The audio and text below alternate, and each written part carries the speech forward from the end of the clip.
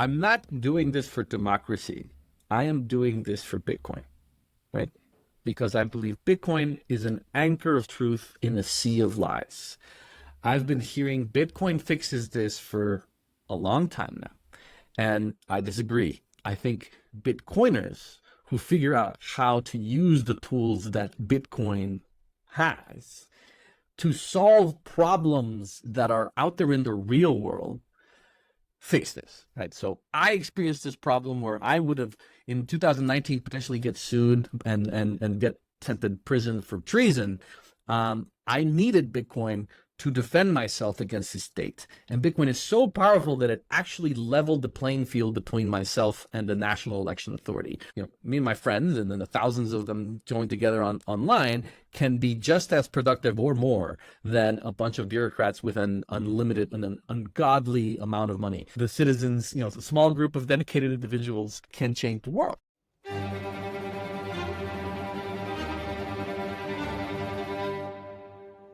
Greetings and salutations, my fellow plebs. My name is Walker, and this is the Bitcoin Podcast. The Bitcoin time chain is 849073, and the value of one Bitcoin is still one Bitcoin. Today's episode is Bitcoin Talk, where I talk with my guest about Bitcoin and whatever else comes up. Today, that guest is Carlos Toriello, aka Carliño. Carlos and I take a deep dive into using Bitcoin to provide immutable cryptographic verification of election results. And this isn't just some theory, this was literally done in practice in Guatemala's 2023 election. Carlos walks us through exactly how the simple proof solution works using open timestamps, and how easy it is to implement on top of any existing election system. It only took them 4 days to set this up before the election in Guatemala. With U.S. elections coming up in November, we know that there is going to be some funny business going on. But if states and municipalities leverage Bitcoin and implement this simple proof solution, they'll be able to prove whether their results can be trusted or not.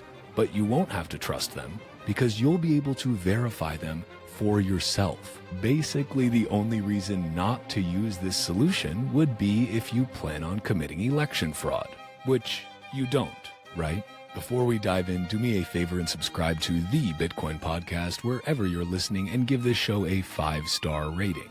Or don't, Bitcoin doesn't care, but I sure would appreciate it. If you'd rather watch this show than listen, you can head to the show notes for links to watch on YouTube, Rumble, and now on NOSTR via Highlighter. But if you're like me and you prefer to just listen to your podcasts, I highly recommend you check out fountain.fm. Not only can you send Bitcoin to your favorite podcasters to give value for value, but you can earn Bitcoin just for listening to this show. And if you're already listening to the Bitcoin Podcast on Fountain, consider giving this show a boost or creating a clip of something you found interesting. Finally, if you are a Bitcoin-only company interested in sponsoring another fucking Bitcoin podcast, hit me up on social media or through the website bitcoinpodcast.net. Without further ado, let's get into this Bitcoin talk with Carliño.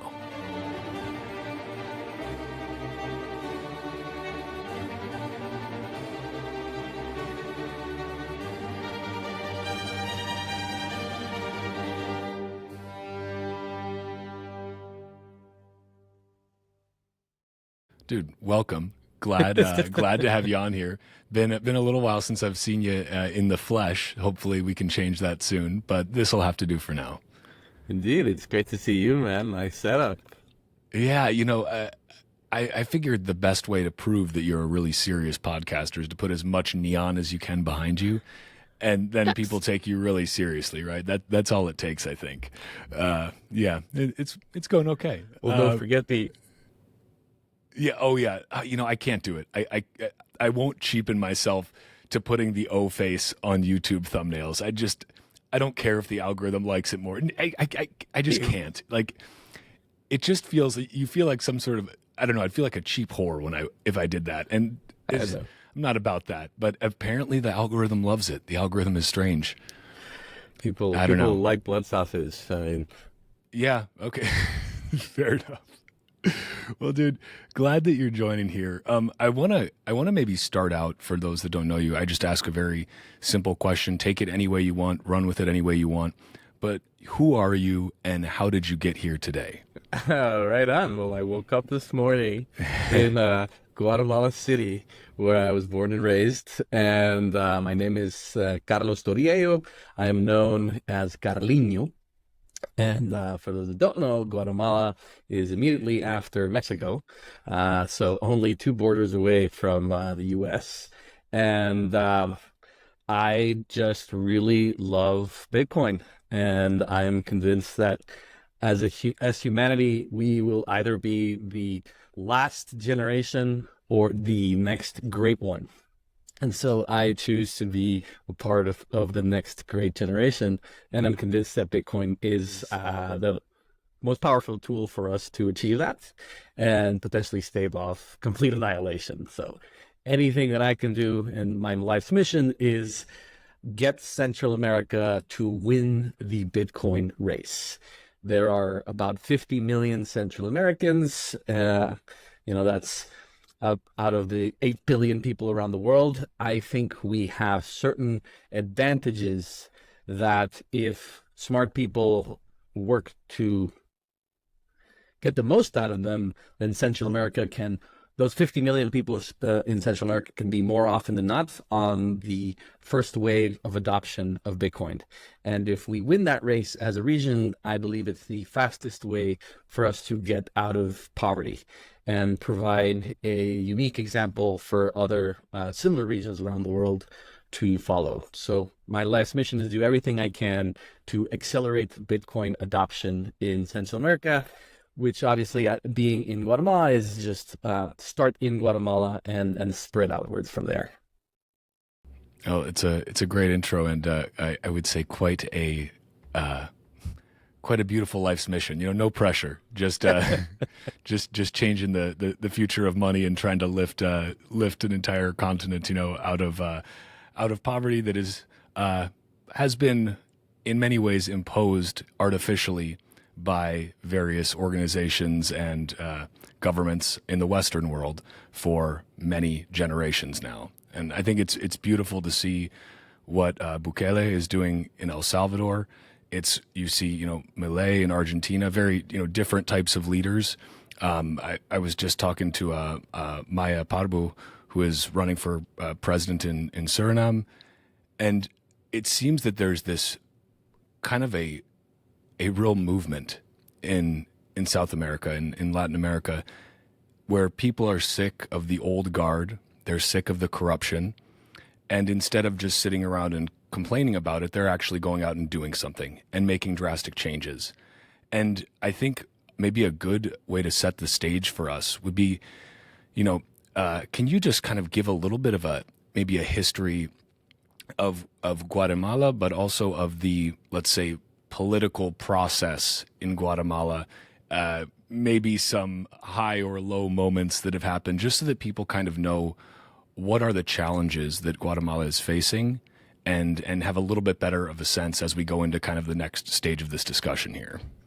Sure. So you could go pretty far back, but I guess the short version is Central America was its own federation or region operated by the Spanish when they conquered the Americas. So you had the Viceroy of Mexico, you had the Viceroy of Mar del Plata down in Argentina, Chile area, and you had the Viceroy of Colombia or Greater Colombia, and then you had Central America, which was this like odd thing that didn't fall into any category.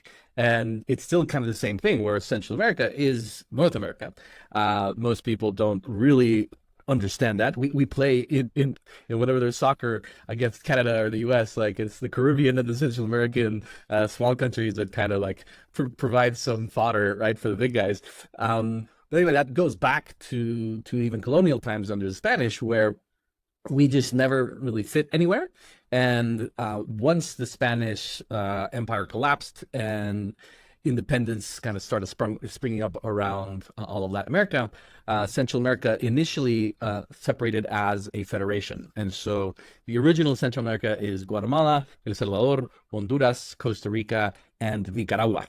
Those are the 5 original regions, countries, states. And so under the federation in the early 1800s, we were this federation, but it lasted a very short time, like less than 10 years united. And very quickly, Mexico, other places just kind of, but really it was more our own undoing, right? There were powerful forces in Central America that saw an advantage to divide and conquer. And basically, the saying here is, I'd rather be the head of a mouse than the tail of a lion. And so Central America has a lot of, mice heads that are convinced of their own self-importance. And so, fast forward through to World War II, we kind of just aligned with the U.S. And the Allied powers against in World War II, even though we had essentially a Mussolini character, and most of Central America was, headed by dictators in the early 1900s. But of course, when we realized that the U.S. was going to probably win, everyone's like, yay, democracy. But that's like the message kind of stirred a lot of people, particularly in Guatemala, where it's like, what do you mean, yay, democracy? And we're a part of the, Allied forces. It's like, there's no difference between you and Mussolini or Hitler or Stalin, right? And so shortly after the war ended, there was, right before, there was a revolution in the 1940s, and we, got them out and started a democratic process. And it was the reason it's relevant now is because the president that was elected in 1944 as a result of that revolution is the father of the president that was elected just last year. So that was over 80 years ago, and it was the last time that Guatemala actually changed its ownership structure. The way I describe it quickly is Guatemala has had the same owners but different management in this kind of alliance with the U.S. status quo, where very shortly after this revolution in the 40s, Guatemala was famously the second country where the CIA carried out an operation to change the government. So the first one was Iran, and so they kind of fumbled that and messed it up, and then they were like, let's try again. And Guatemala was where they hit it up. But again, I push back on saying, oh, it's the U.S. And there was a lot of local folk, a lot of Guatemalans that were very, very willing to collaborate and essentially ally themselves and take the duly elected president and impose a military government which had democracy, but then they just had sham elections, and so the ownership structure was the same, and you could say goes back 200 years, and they would change the management during every election with sham elections. And then in the early 80s, we had a revolution, our last revolution, that led to our current constitution. And in that moment, the kind of main desire of the people was to regain our trust in elections and our ability to vote. So whereas from the late 50s through the early 80s, people that managed the voting process were essentially military or police officers. So you would show up to vote and you're like, all right, who do you want to vote for, right? It's democracy. And so after 30 years of that, the primary request of the revolution was, we don't want that anymore. We want the government and the state completely out of the election system. And we had this lucky break where the guy in charge of setting up that system, I consider him a Satoshi Nakamoto type figure. His name was Arturo Gebrucher, and he basically 80 some odd years old at the end of his life, long history, legal career, legal scholar, and lawyers are essentially, coders, analog coders, right? The law is just a very slow way of doing command line. And so he just figured out throughout his experience and lifetime, he got a chance to just leave this legacy of, in his mind, what would be the perfect voting system. And it was also lucky because It was right in the early 80s where you had enough computing, and computers in general were available, but they weren't fast enough or powerful enough where you could build the entire system as an electronic voting, like what started happening in the 90s. So Guatemala still had this setup where the voting system is completely analog, paper-based, but combined with kind of a way to publish the results and count it on election night. And the way that the most powerful thing was we were split up into voting tables as citizens. So all registered voters got assigned at a maximum, I think it's 500 to a voting table.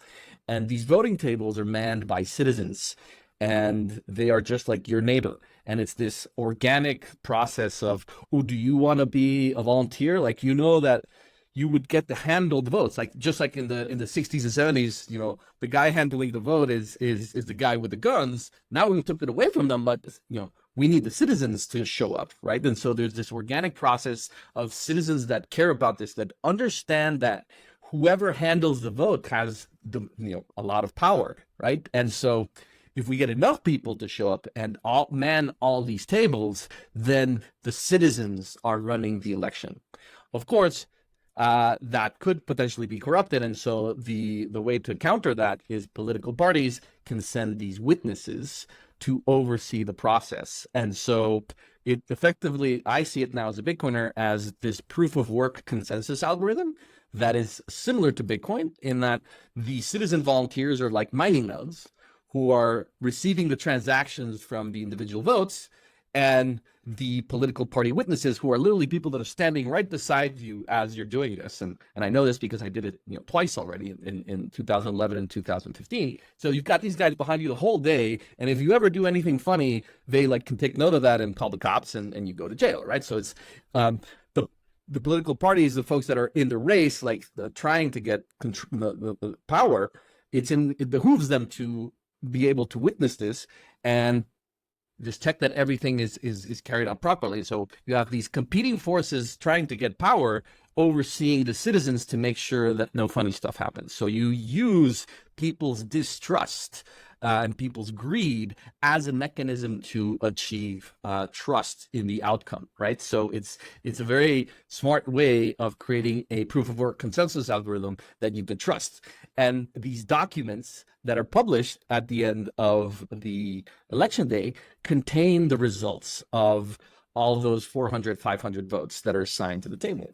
And so in this document is like the soul of our democracy. It eliminates the paper ballots. So once this ritual happens where the citizens are counting the ballots and writing down handwritten numbers of what the totals are, because this happens with political witnesses on top of them, the result is they sign this document. And so it's like the miners finalize sign their block, and the node validators, the political party witnesses are validating nodes, they sign off. And once that happens, that document, that block, or I consider more like a coin join, exists, and the paper ballots are eliminated. They no longer have any legal weight because there is no scenario where you could create more trust in counting the paper ballots than in having community, neighbors, political party witnesses do this. So this document that can contain 400, 500 votes eliminates the paper analog individual ballots and becomes the legal document of that table, right? And so then the system publishes these documents, allowing anyone to verify them, right? So you have a very public, transparent, paper-based, auditable trail that is public, but it doesn't sacrifice people's right to privacy. That's the magic of coin joins, and why we should fight to defend them, because they protect our individual rights, but provide public transparency, right? And so, I mean, I was explaining all this for Guatemala because right up until last year, these governing, the status quo that emerged out of this post-World War II alliance carried out the vote, but they just stretched their system way too far, and it snapped. And the the election result was extremely unexpected. And the winner, like I mentioned earlier, is Bernardo Arevalo, the son of the president that was elected as a result of the 1944 revolution. So for the first time in 80 years, there's been a change in the ownership structure of Guatemala, not just the management, right? And so now we get to start basically this new era, and we'll see where it takes us. There's no promises that it's a good thing or a bad thing, but at least we're not stuck in the old status quo, and we finally get a chance to do something different. I appreciate the context a lot, because again, I think it's important for people to kind of understand what is the current situation and then also what has changed, because I believe there was a pretty large change between like the how the results were tabulated in 2019, let's say, and in 2023. So could you talk a little bit just about the specifics of what were the issues in not this last election, but the one before that? And then what was actually the change that happened, which is kind of the reason we're chatting here today. Exactly. So, as I mentioned, I was a volunteer in 2011 and 2015. We carry out national elections and just change the entire government every 4 years. Coincides with the halving cycles, more or less. But that's beyond this conversation. But so every 4 years we have this vote. And in 2011 and 15, I learned how the sausage gets made, right? I was literally inside the belly of the beast doing my civic duty, overseen by these people, and just fell in love with the process and realized, wow, this is beautiful. And in 2019, I was asked by my father and my cousin, who both ran for Congress, convinced that, if the good guys don't run, then only the bad guys are in government. So you got to run. And it's like, I won't give you money, but I know how the sausage gets made. So let me audit the election on your behalf. So I went from being a citizen volunteer of a mining node to becoming a validating node of the system in 2019. And so I'm connected to the system, and on election night in 2019, we have this website that publishes all the results, that gets hoovered by all the media and then distributed out to the masses via social media, via newspaper, radio, all that jazz. There's this like centralized source of information. And ever since I can remember that we have the internet, we have this website that publishes the results. And so I'm connected to it. As a political party witness, I have credentials to access the backend database to see what's going on. And all the database is an FTP server, which for some folks that don't know, it's just like a folder that you log into via the internet. And then it's supposed to have JPEG files, pictures of the voting totals from every single voting table, which in 2019, it was 5 elections and 21,000 tables. It was supposed to be 105,000 JPEGs that I was going to see in this database, plus a data, like a CSV file, a table, right, on an Excel spreadsheet with all the data. And I'm logged in, and you'd expect, before it gets populated, it's at 0, and it just goes up to 105,000 JPEGs. But what happens on election night in 2019 is it jumps from 0 to 10,000, down to 5, up to 30, down to 15, up to 50, down to 20, up to 80, down to 40, down to up to 100, and then down to 0. And literally on election night, the whole media, everyone is logged into this thing, and it's chaos. Like, it just, nothing happens. People see numbers, then they refresh, and then the numbers are gone. So it's just incredibly uncomfortable, where you've got these newscasters just looking at each other like, what? I mean, can you imagine that happening in the US? CNN, Fox are just like, a second ago it was saying so-and-so is winning. Now it's not saying anything. Like, it's just terrible. I can kind of imagine that happening in the U.S. actually, but that's a different story. But continue. Well, maybe it's a cautionary tale. Like, who's running these systems? Like, how do you even know that they're gonna work? And maybe is it an attack, or is it just someone fumbled this? Like, terribly. We didn't know, right? And so for the first time since democracy started all again in Guatemala in 1985, everyone, like, you have left, right, center, up, down, like political parties, everyone is saying this is election fraud. Like, this has never happened before. We are seeing it with our own eyes. You log in the next day, all of a sudden the data's back on there, but then it crashes again and you can't see anything. And then it turns on again. And this happens for a period of 6 days until they finally freeze the website. And so I get dragged into this meeting with all these boomer lawyers. They're asking me, "Hey, you're the young guy that like knows how this works, right?" And it's like, I say, the only way that I would trust anything is next time you publish your JPEGs, you need to give us an accompanying SHA hash identifier for every one of them, so that we can at least have the SHAs of the JPEGs. And for those that don't know, secure hash algorithm SHA, I suggested SHA-256, which is what Bitcoin uses. It's very secure. Basically, you can grab any digital file like a JPEG, and you have a string of characters that's utterly unique to this JPEG, to anything. So I was like, if you need to stop changing your files, and you need to make one final publication and accompany all of these with a SHA signature. And the boomers were like, "Hey, I'm going to SHA." And so they even published this document that said, like, documents must be accompanied with their hash secure key, something like that. I was like, holy shit, like, the Guatemalan government just issued a document that has the word hash in it. And so finally I got the documents in 6 days later, which, anyone doing anything digital should understand that 6 days between a file getting created and a file being given to you is an eternity. If it's 105,000, like, how would you ever trust that anything is believable, right?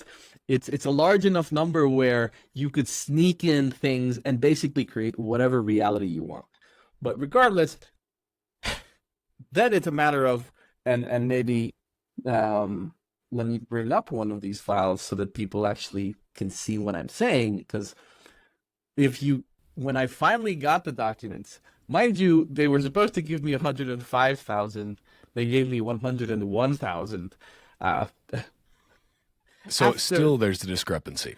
It was bad. Yes, it was bad. But I was like, all right, and that's not even like all of it. Like they were like, oh, the lawyer said, "So tomorrow, Friday at noon, you will produce all of the documents." And at noon, they give me only like 50,000 documents, and I'm like, dude, are you serious? Like, do I need to call your boss? And finally, like 7 hours later, they give me 101,000. I'm like, all right, 97%. That's as far as I get, I guess. And so at that point, then it becomes what's called an OCR problem, which is an optical character recognition problem. And so let me bring this up on screen. So what you're seeing on your screen is one of these JPEGs that contain, this one was done by Victoria, Mildred, and Monica, voting table number 1709. And they're saying 167 citizens showed up to vote. And these 167 individual votes were assigned in all of these ways. Every single line you see here on the left is a different political party. That's more details than you need to know, but we have 20 some odd people competing for the presidency every time. It's the opposite of not enough choices. And then over here on the right, you have 3 signatures corresponding to the citizens, and then these other signatures are the signatures of the validating nodes or the political party witnesses. So once this is signed by everyone there, this document is valid. And so when I finally got these in 2019, 6 days after, it's like, all right, what do these things say? Well, I'd have to, these are all handwritten digits, and this one looks pretty good, but some of these are just gnarly because every single one of these has a different handwriting style, and there's 100 and some odd thousand of these, and they can contain 30 data points. So, do the math. It's like 3 million digits that you have to look at. And so it's just the kind of problem that you cannot do by yourself, or if you do it, it'll take you years. And in elections, information at this point, like, has to be immediate. Otherwise, losing candidates can create a narrative that are more important than truth. And so I built an open source code to with a bunch of volunteers to try to attempt to look at everything with basically a crowdsourced way. And another curious context about Guatemala is this is essentially CAPTCHA, which, are you familiar with CAPTCHA, Walker? I sure am. Right? So you may recall originally the first CAPTCHAs were like you saw one word and then you saw another one and you just wrote down the words, right? That's no longer what CAPTCHA does because it's very easy to get to gain that now. And so now it's called reCAPTCHA, and they show you like the fire hydrant or the bicycles, and you're training the AI. The crosswalks, and you're trying to figure out, does this corner of a crosswalk actually count as a crosswalk? And yeah. And so those are OCRs, optical character recognition problems, and they were just kind of used in the early 2000s as a way to have services like Google differentiate who is, when a new user logs in, is it a bot trying to just mess with my servers, or is it a real human being trying to access a service? And so CAPTCHA was what was used, and now we do billions of these a day as humanity. But a little known fact about it is CAPTCHA was invented by a Guatemalan. He's the most famous tech entrepreneur in Guatemalan history, at this point a billionaire, as I understand it. He sold CAPTCHA to Google. His name is Luis von Ahn. And so as a Guatemalan tech entrepreneur, like, if you don't know the story of CAPTCHA, it's like you're not ready to be an entrepreneur, right? So I was just blown away in 2019. That's like our Democratic Republic might fail and collapse because we literally just don't know how to use our own optical character recognition technology, CAPTCHA. And so we built an open source version of this to just work with these files, and got over 1,500 people to try to help us out. But it took us 3-4 weeks to set this up. And at that point, the official results had been made public. And so the volunteers that I was relying on just stopped caring, right? And I was like, if only I had a way to incentivize people value for value, right? Like you do a small amount of work, I provide some kind of incentive, and we do this, right? And so I realized that there were limitations because I couldn't pay my users. Like all I knew about them was that I had a cell phone number and whatnot. It's just that there wasn't a way in 2019 to very quickly do this. And so we lost interest, and I was never able to finish the audit.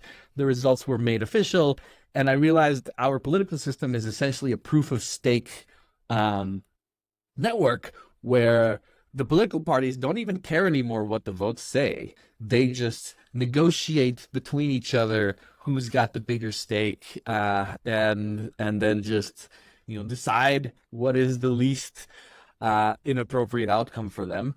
And in particular, my suspicion was, and the presidency is this all-consuming thing in the media, and no one's paying attention to how Congress was elected, how small municipal bodies and towns were elected.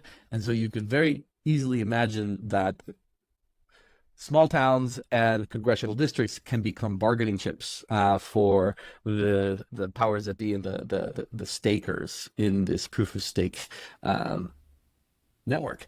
And so obviously that helped me realize the value of proof of work versus proof of stake. And just from 2019 to 2023, realizing, wow, like no one's doing the work of validating and running the node, right? Like our democracy is this transparent thing where all the information is there, and these boomers that I'm talking to that work at these political parties are like, oh, but that's impossible, man. It's like so much work, right? It's like it's impossible. It's like thousands of, we'd have to do stuff. And that's like when you realize, oh, so proof of stake people don't know how to work, right? And so I just kind of waited and said, even though I failed in 2019, there's got to be stuff, particularly in Bitcoin, that could help me figure this out. And that's when I attended a Human Rights Foundation event in Miami back in like 2021, and I met the folks from Stackwork, which, if you all don't know, Stackwork is a lightning company that facilitates hyper growth for anyone. And so if you've got all of a sudden a problem where you need to grow from zero to a lot, Stackwork has ways of developing workflows that allow people to just log on and either through their laptops or through their phones do massive amounts of work, and in exchange they get to redeem that work in Satoshis. And so they're building this giant global workforce that is essentially capable of doing anything for you that you could do on a phone. Right. And I was just blown away because it's like I did my little rinky dink, open source CAPTCHA thing. And then all of a sudden there's this Lightning Network powered awesome, machine. And so I just worked with them to get it ready. But then we have the other problem of how do you trust the JPEGs? Right. Like, I was like, if I get JPEG 6 days after the election, like, that's no bueno, man. Like, that's like, if you can avoid that. The problem was in 2019, it was like standing under Niagara Falls with a water cup. It's like you're not gonna catch the waterfall if you're holding up a paper cup, right? And so if there's a flood coming, you just need to build a gigantic bucket that can swallow the entirety of the data, and that's what we did. So. I'm rambling. No, not at all. So I think because again, the context is important, and I wanted to talk about the 2019 election because I think without knowing kind of what the problem was, solutions don't have context, and it's not as readily apparent why that solution was actually so great. So now I think let's talk a little bit about the solution itself and how Bitcoin factored into this. So essentially, I'll let you speak on this, but you identified obviously a problem in 2019, and probably still people look back on that election, I'm sure, and say, it was rigged. We don't know exactly how it was rigged or who did the rigging, but we know that there was obviously something weird. Some people say that. Others say we know exactly did it. Extremists are trying to reduce our faith in institutions, and you're just like, this is pointless. It's the same propaganda all over the world. That's what you see. It's the exact same lines, arguing past each other with emotional appeals as opposed to what does the data say? Like, can I just work with data? Yeah. So and again here we're talking about from everything you've said, Guatemalans are very much, there is pride in this paper ballot election system. Clearly if people are volunteering to go out and do this, they are genuinely wanting to be a part of that democratic process. So is that fair to say, like, there's a lot of national pride in this? And in this last one, because of all of the pressure from 2019, I know tons of people that were like, I am going to be at the table because I am not letting these people take our votes. Yeah. I am going to go out and I am going to defend 400, right? And if we've got enough of us show up, they can't take it from us. Like, we already won this battle, and all we need to do is mobilize and get organized, right? And if we just abandon that space that we fought and died for 40 years ago, because I can't remember why this was important because nobody taught me this or whatever, it's like, well, then yeah, I mean, the slow creep of the increasing authoritarianism is going to come for us, and it's just gonna, if you allow your liberties to get taken from you, then they will get taken from you. Like, nothing is given, right? And so yes, it is completely fair to say, and personally, I see it this way, and so I realized no one is helping these people. Like, these people do all this work, and yes, they protected that individual, like, 400 person table, but who's looking at the entire node? Like, who's doing the full node? Right? It's you. If you work with a pruned node, for those that with Bitcoiners speak, it's if you're working with a pruned node, yeah, sure, maybe it runs great on your phone, but you are relying on someone else's work to make sure to take a risk on those prune nodes. And in general, you should be fine. But if the situation gets pushed to an extreme, you always have the ability to download the full node, right? And then check it against everyone else's and make sure that you're not getting rug pulled, right? And that it's applying that same mentality to the voting system and realizing, okay, there will be this giant tsunami or waterfall. What can we do? And so I built a bunch of tools, and in 2020, I made recommendations to the authorities because this was, a bunch of, like you said, there was a lot of people that were convinced that you couldn't trust them. And so I suggested, hey, why don't you incorporate, at the time I called them blockchain certificates, so that when you make these JPEGs public, you accompany them with a hash and you stamp that hash onto some publicly available database that anyone could check. And so therefore there would be a much more increased trust in this. And so this was 2020. I'm getting ready for 2023. I'm just mum's the word. I'm keeping low profile. And I get into the system on June 2023. And my surprise, and this is where I'll share my screen because it's much more powerful when it's show and tell. And so I'll start with saying, at the end of the day, what do I do is DigitalWitness.io. I'm a post-election auditor. And so I turned the very, very boring activity of post-election auditing into an arcade game. I gamified this. And these are my top 10 users. Number one made 385,000 sats. So that's the top score. And number 10 has 112,000 sats. And we get to run this again 4 years from now at the next election and see if anyone gets a higher score. But anyway, how do we do this?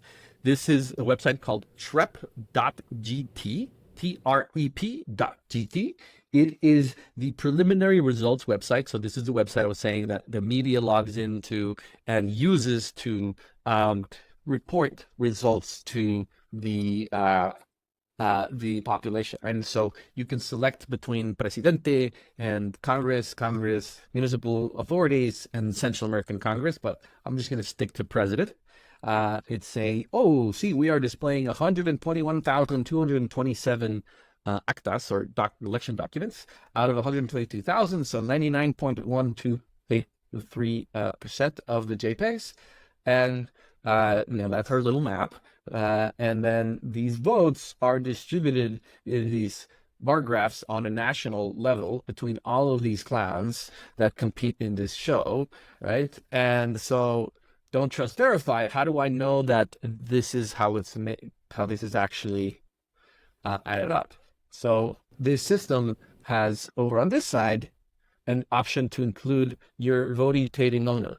So we have in 2023 between 1 and 24,500. So what's your favorite number between 1 and 24,500? 21.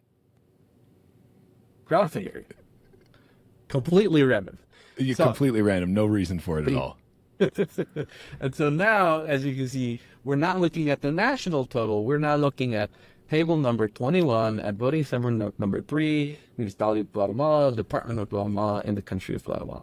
And it's the same clown show as before of how you distribute these, but it's no longer in the national totals, but rather the local voting table. So those 400 potential votes, how they got distributed.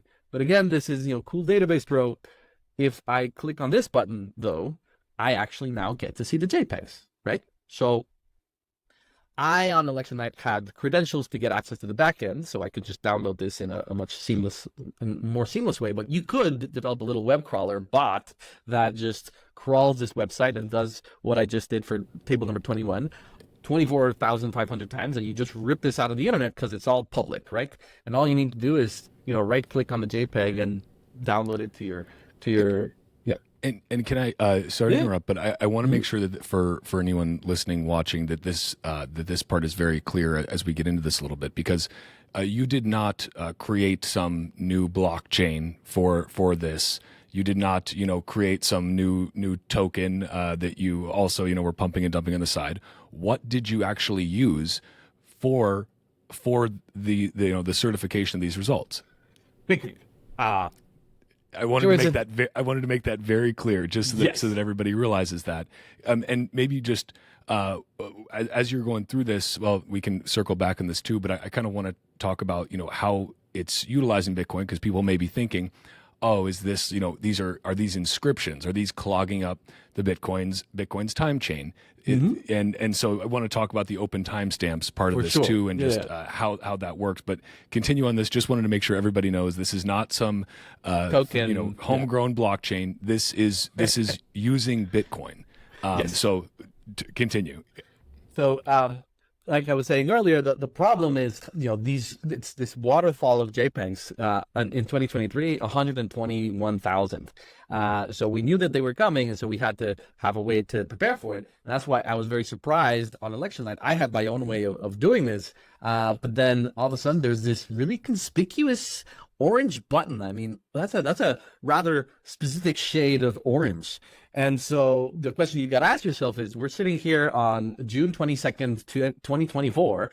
How do I know that this JPEG that I'm looking at is the same JPEG that what was published on June 25th, 2023? I mean, it's almost a year ago to the day. Well, in 2019, there was no way for you to know. But in 2023, the election authority included this button, which if you click, boom, it should work. Ooh, another orange little thing. Wow. And so you come to the immutable backup solution developed by Simple Proof. And, full transparency, I now work for Simple Proof after being an election auditor, doing all my work and using their tools. They decided to hire me. And so basically what is Simple Proof doing is they are providing document verification. They're saying they received the document at this moment, so June 25th, 2023 at 10:10 p.m. Times of GMT -6. See that a little bit. And so they provide the hash SHA-256. So again, we went from it being just a document signed by a doomer lawyer in 2019 to actually being published with a SHA-256. And then they're saying, and this, you provide as proof, and block number 795,961. And that block was confirmed on June 25th, 10:18 p.m. GMT -6. So there's very publicly saying, Simple Proof received this from the election authorities at 10:10 p.m. And within 8 minutes, you could find that information. Oh, sorry, I should have zoomed out a little bit more. Within 8 minutes, that information has now been made public on the blockchain. 8 minutes later, right? And how are we doing this? And yes, if you go to opentimestamps.org, this is a protocol, a timestamping proof standard that has been published since 2016 by primarily Peter Todd and a few others. And it's awesome. I don't know a single Bitcoiner that doesn't like open timestamps. I don't know about you, Walker. Have you ever met someone who's like... There doesn't seem to be any reason not to like it, because it doesn't. So maybe you could clarify here a little bit too.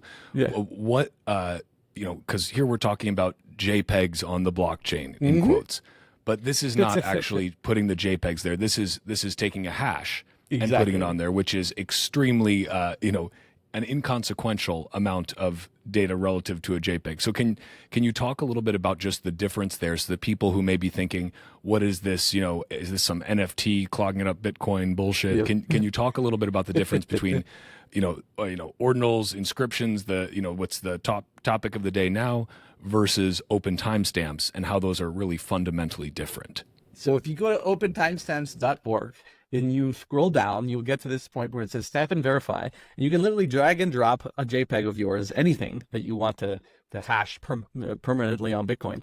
And when you do it, you get prompted to download an OTS file. And so visually it's very easy to understand. All you need to do is keep a local copy of your JPEG. So you're not pushing the storage of the JPEG onto Bitcoin, because that's what an inscription is. You're pushing the actual data of the JPEG onto the chain, and so you're clogging up the chain and you're consuming a bunch of space on the block space. So you don't do that. You just keep the JPEG on your local drive or somewhere else. The data storage is off of Bitcoin. And so you just include the hash, which is this, the SHA-256 is just this string. And just this string is a very small amount of data. However, it's not even just that, because then if you download the JPEG and you keep it on your local server, then Open Timestamps spits out what's called an OTS file. And so all you need to do is to prove that something existed is use Open Timestamps, download the OTS file, the proof. And so if you keep your original JPEG and the proof that Open Timestamps gives you, and you store that for 1 million years, and Bitcoin is still going 1 million years from now, you could always prove that a certain document is the same as somewhere in the past. So let's use this example of this JPEG, right? We are looking at this JPEG that is the same as what should be on here, right? So there's number 21. And so we're looking at the same JPEG, so we can visually compare the two and download it. So these are two separate contractors with two separate databases. And then there's the OTS file for this specific file, which text-based format is kind of confusing. This hash is included in all of this cryptographic proof, which since the proof has done is created this navigator that visually will allow you to understand why this doesn't clog up the Bitcoin blockchain.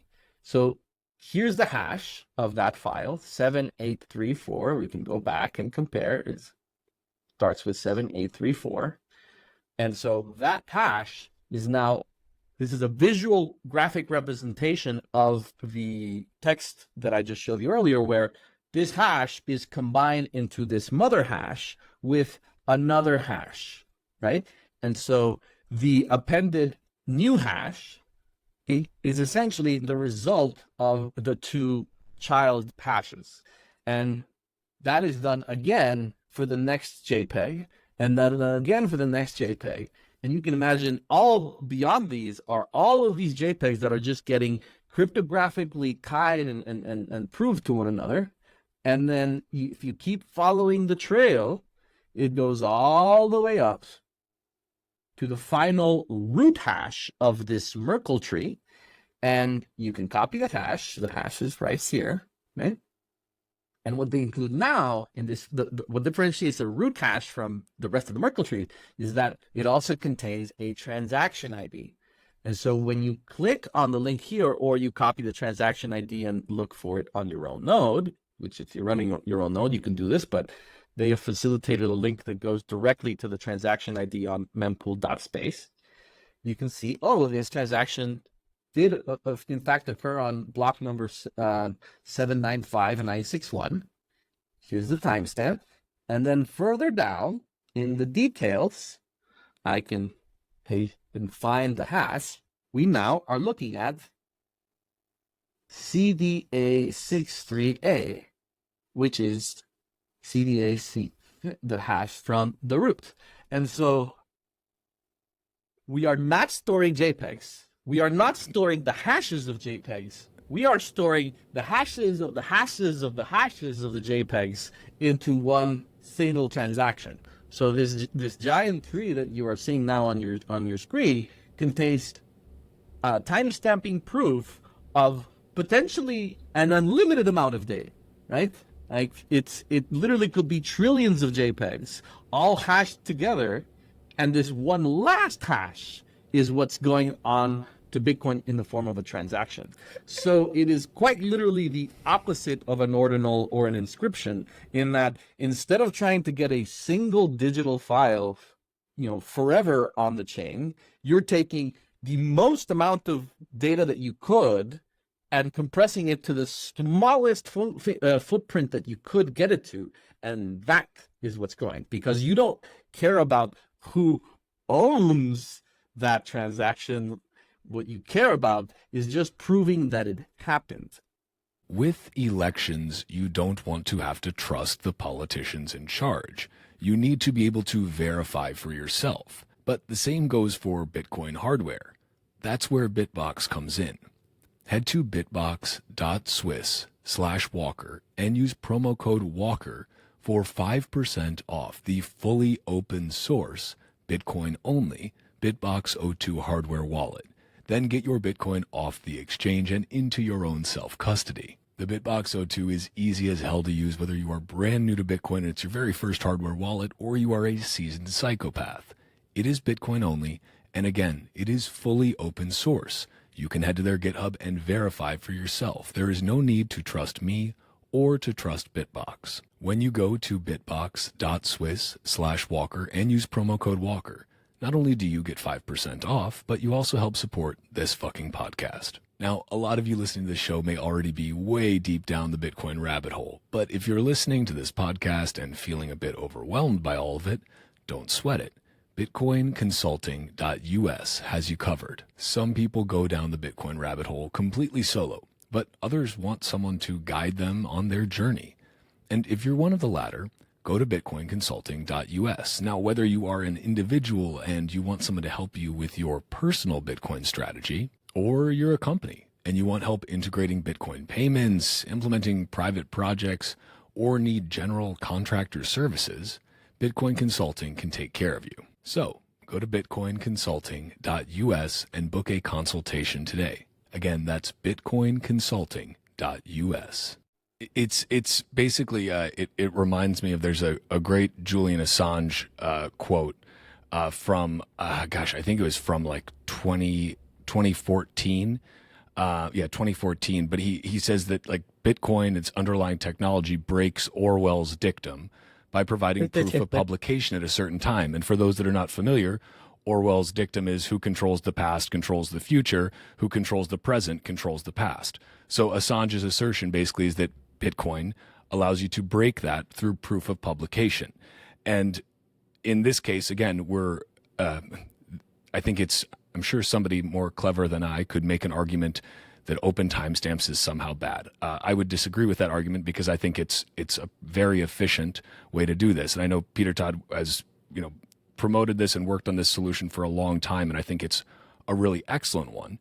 And now we're seeing this used in probably one of the most important ways that it could be, which is to certify and provide verification for election results. Like, this is, talk about Orwell's dictum. Like, what's the past that you want to control? Well, it's what were the results of who's going to be in power for the next 4 years.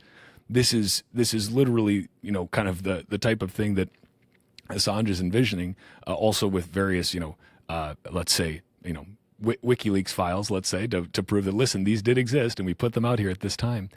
But this is really powerful. And so, I mean, I assume the response to this, can you give us an idea of what was you said it took 6 days just in the 2019 just to get the results in, and then they weren't even all in.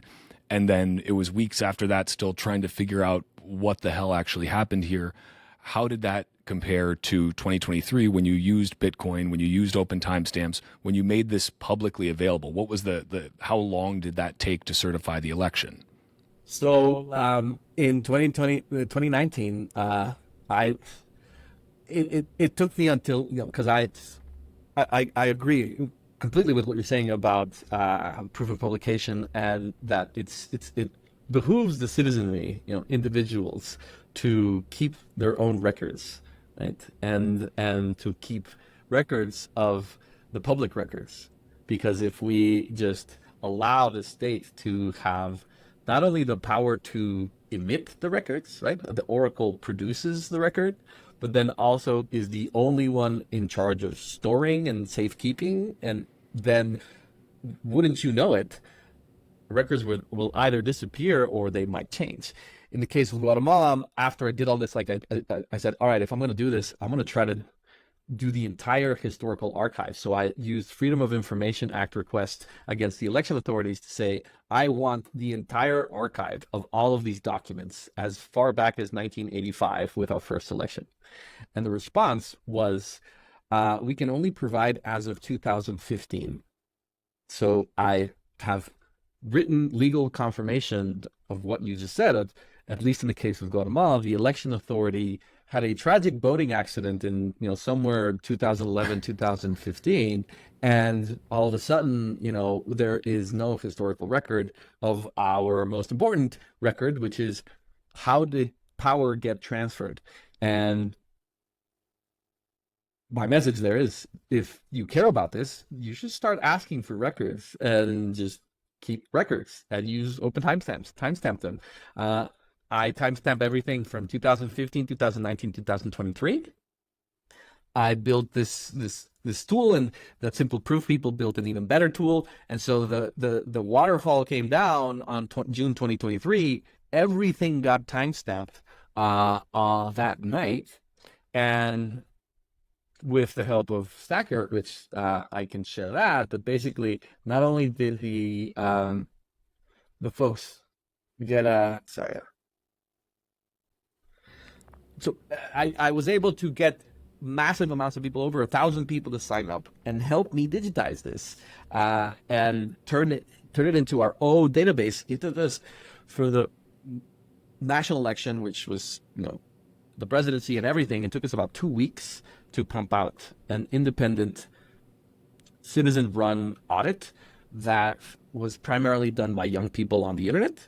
And we compared everything to the official results, and we, published that and started getting invited to media to say, all right, so what do you think? Because the election result was so surprising that immediately the regime lost, and within days, the argument was from the authorities, there must have been election fraud because the regime lost. And so it was the kind of opposite of 2019, where they were managed to control it. 2023, it got out of their hands. And so they're trying to claim election fraud in the presidency. And we checked everything. We went through absolutely everything with thousands of people, and we confirmed, no. We found some differences. So it's like, 4.2 million people actually voted in the election. And we found that the difference between the winning candidate and the loser was over 220,000 votes. When we went through our results differed by about 30,000, which out of 4.2 million, you'd want it to be less than that, but it's within the margin of error. But more importantly, it's within the margin of the 200,000+ votes that made the difference. You're saying, look, we went through absolutely everything with a fine-tooth comb, and the most that we found in the difference between 20 different parties, so all of the competing people, we found 30,000. So even in the crazy scenario where we just handed all of those, assumed it was a mistake, and handed those 30,000 votes to the losing candidate, they still lose by over 180,000 votes. Wow. And so it's like, we joined a lot of voices that were coming out to protect the election results and say, you're not taking this from us. This was done by the citizens, and respect the results. Now, the one thing to say is people were obsessed with the presidency. And so the chorus was, oh, everything's fine with the election, like nothing to see here. And we're the only ones with the nuanced argument of, look, the presidency, fine, but what's going on with Congress? What's going on with municipal, small local elections? Like, no one cares about those? And everyone's like, don't talk about that, because it's too nuanced, basically. Like, people, it's the public discourse is the lowest common denominator. And so a nuanced argument can get weaponized by the I didn't care. We published our report. Everyone could look at our results. And so a lot of people that were concerned about the election results came to us and did the work of actually checking the results. And in exchange, they earned some points that if they wanted to, they could redeem for the phone sheet. So and so just to kind of clarify here, on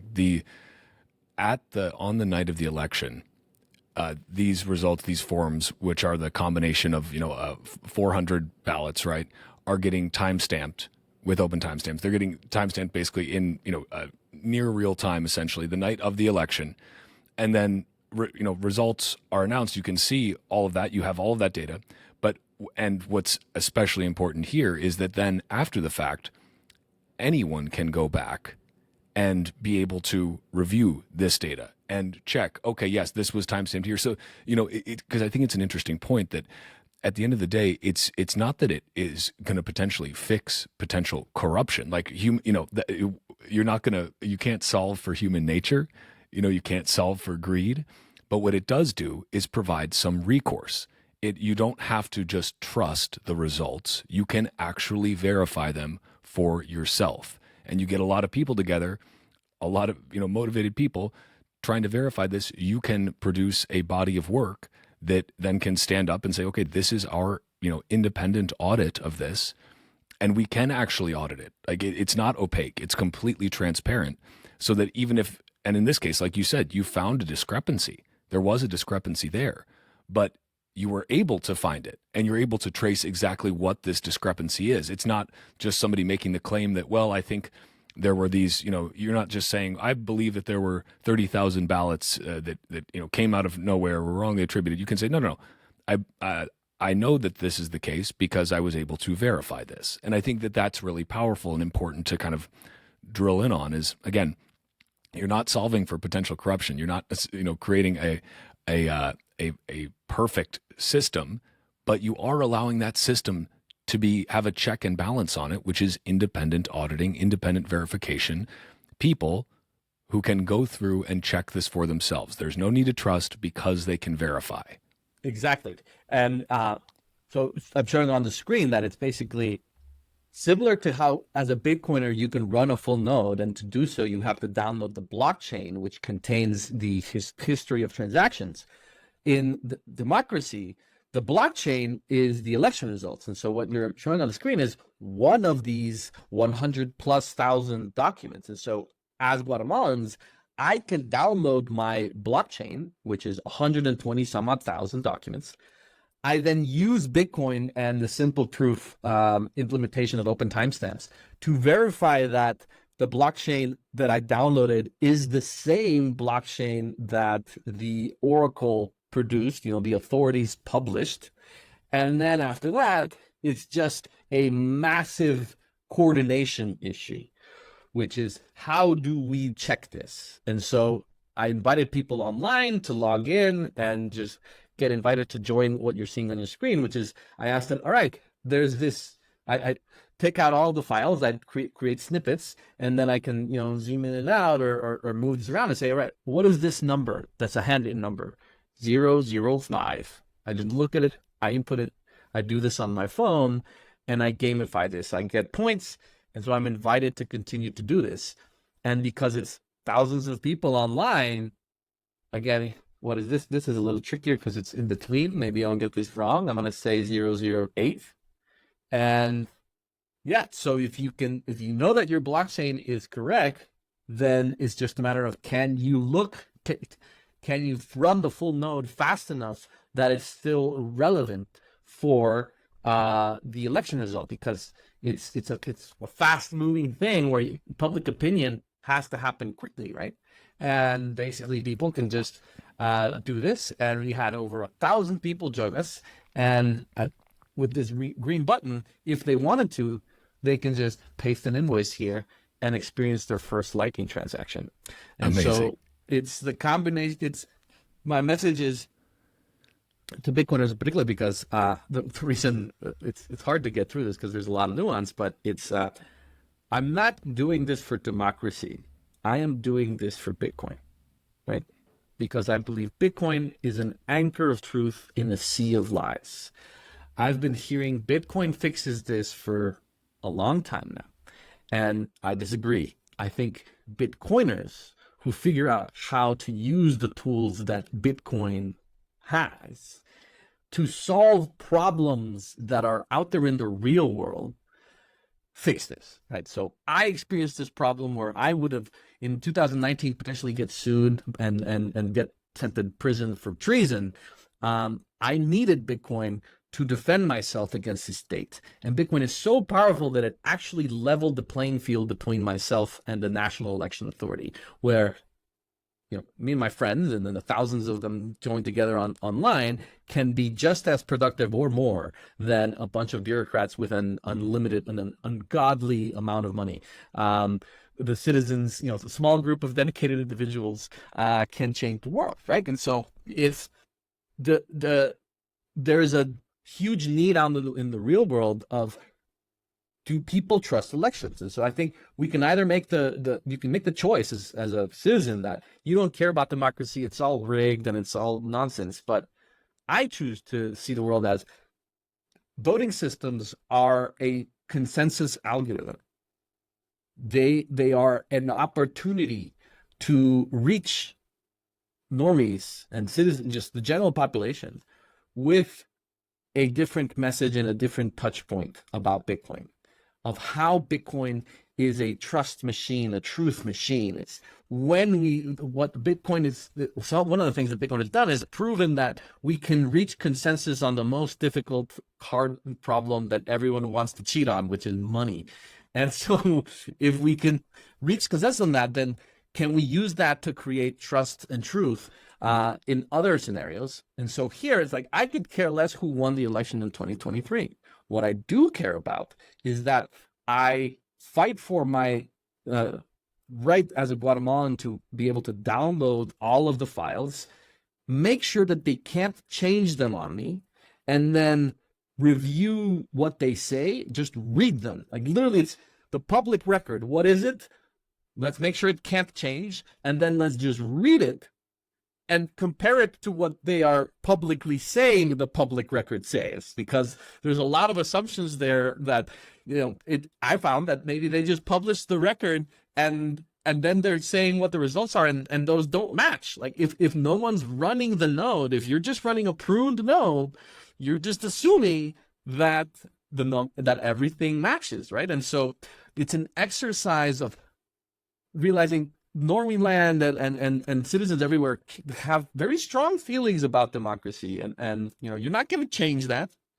But if you help them recover their faith in this, and particularly protect some people who care deeply about this, for example, the president and his team that won the election now understand that Bitcoin played a role in this. And so when they get a call from somewhere saying, ooh, you're supposed to say that Bitcoin is evil, the president and his staff and congressmen that are running now in Congress, judges in the justice system, have to reconcile all the FUD around Bitcoin with the fact that Bitcoin protected our voting system, and that it's not, this isn't me saying this and it's a hypothesis, it's this literally what happened, and you can use your own node and you can learn open source code and check it yourself, right? So yeah, I love it. And I think it's really first of all, it's kind of wild because I actually didn't know that you guys were doing this until you reached out, and which I felt like, dang, this story, like this is not a small election. Like this was a national election. This wasn't some little local proof of concept. This was done at scale. 9.2 million registered voters in the state of Guatemala. Right. That's quite a few. And it seems that these days most elections seem to be contested in some way. Somebody has a problem with it. And because there is no way to verify the results of these elections themselves, they have to trust. They are forced to trust. But if they don't trust the people who are telling them the results that they don't like because they think that something went on, then there's a problem. Because of course, if your guy lost and the other guy won, and you've heard that there's some shady business going on, and you don't have any way to prove that, but you still don't believe that this was above board in the election sense, there's no way you're going to accept the results of that.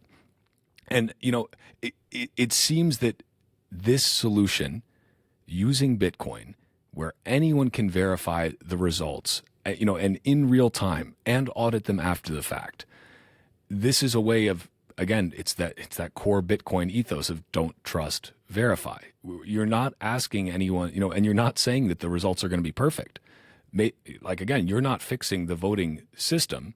You're fixing the ability to audit that system and give people faith that whatever the results are either correct or incorrect. And you can see that discrepancy. And there is a big, so yeah, this doesn't fix election fraud, but there is one huge thing that open timestamps and the simple proof implementation did for Guatemala, in that it essentially eliminated 99% of the attack surface on the election, and forced anyone that wanted to attack the election to attack it on election night. Whereas in 2019, would-be attackers had 6 days to do whatever they wanted with the data, and then we're supposed to trust them. In 2023, they had essentially the space between Bitcoin blocks to attack the election on election night. That's what they get. So I'm careful to say this doesn't, eliminate. This isn't a perfect system, but it essentially increases the resources and the ability that attacker would need to have by, almost infinity, right? Like you'd need to attack when people are forced to attack you in a very small moment of time. You panic, you make mistakes, and when people make mistakes, that's when they leave evidence, and that's when you catch criminals, right?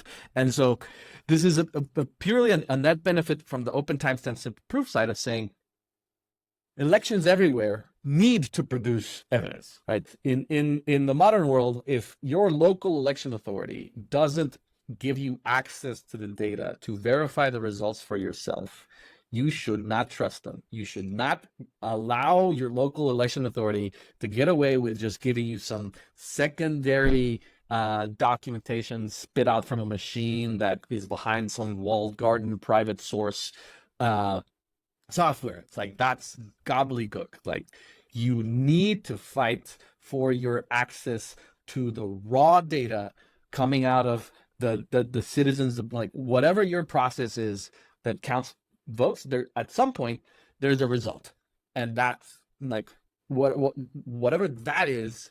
If you can get access to that, it's a, well, does your election authority publish that to the internet? Because if they do, like, how are they going to protect from attackers on social media and doing deep fakes? How, like, digital information is vulnerable on the internet. But open timestamps and what simple proof did is basically create this shield to say, we are publishing everything and we are standing behind it, right? And you cannot change this, because this shield is effectively the Bitcoin mining network, which, I mean, is hypothetically impossible to reorg at this point. And so we did this so that now people locally in Guatemala understand this thing that we care a lot about, and it's hundreds of thousands of people that care about this a lot. They now know that Bitcoin played a role in that. And so it just offers people a different touch point. I love the sound money arguments. I think we need to keep making them, but I feel like we're kind of reaching the edges, right, of how to reach people with different messages. And this is a different message that is only available to democracies, right? Because if you live in a monarchy, whatever, and no one cares about the election, like, they don't have this. They have the, autocracies and dictatorships have the advantage that citizens are getting attacked, and so that's maybe pushing them into adopting Bitcoin. But democracies don't need to have a disadvantage at adopting Bitcoin. We can use the voting system as a way to essentially farm more people into the network by just exposing them to, hey, this thing that you care about, Bitcoin can protect it from getting destroyed online, and then also use it to audit it so that you're not just believing what you're being told, but you're verifying for yourself. I love that. And I think it's, I'm just kind of speaking of messages, there's a lot of folks in the US are, in whatever political party, but, pushing towards like, oh, we should go to, a pure paper ballot system. And this idea that's going to be better than having kind of this, mismatched system of part digital, part paper, part mail. But without some sort of a tool like this, without the security that Bitcoin's time chain provides, it seems that's not actually fixing, just going to paper ballots, that doesn't fix the problem of being able to verify that the results are authentic. Now, if you want to go to a fully digital system, I'm not sure if you're familiar with TrueVote. It's that Brett Morrison is working on. Yeah. So similar from a verification standpoint, but going into a full digital voting system, being able to vote with your phone. In Guatemala, and I know in a lot of other places, they're very resistant to anything that's fully digital. They want to keep the actual voting process paper. But then how do you then, in the verification process, the auditing process, take that paper and make sure that it is incorruptible and verifiable? And that seems to be what this solution does. And so, different countries may have different ways that they want to implement, voting. One is more on the, voting security and, election, preventing election fraud. The other one is kind of an acknowledgement that, look, there's going to be some fraud here either way. This is the way we do things here. We do it with paper ballots, but we need to make sure that our citizens don't have to trust and that they can verify for themselves. A fair characterization? So there are a ton of ways of doing elections, and I sympathize and I love paper voting. Like paper ballots, to me, it just seems like maybe you could build a perfect system, but the risks are too great, and so it's just simpler to rely on paper. And I love how Guatemala does it. What we have done is basically at that moment where the paper meets the internet and things can go crazy, because the results have to be communicated in real time. Like everything's connected now. Everyone expects to know on election night who won. And so if you've got, in the case of the U.S., 150 million some odd people voting, because 300 plus million people, but really the people that show up to vote are about 150 million. The idea is the compute of that. Like, how do you process all of that and produce on election night? Like, if you don't have a digital element to it, it's impossible. And so doing everything paper-based also requires that no one can get access to it. And so you're not going to get public opinion to believe it.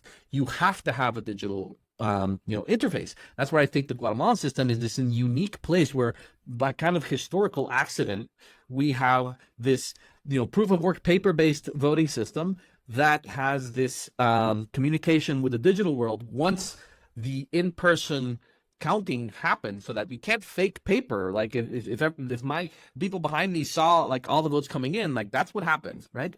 But then when you scan that and it gets to the internet, that's where if you go through the filter of Bitcoin, which is what we did with open timestamps and simpleproof.com, this is now you can differentiate the official record from the fake stuff that anyone can produce. And so you're not going to fight, because the censors are going to say, go only to trusted sources. Like that's silly. You're never going to stop people from lying. Like it's like you can't make lying prohibited.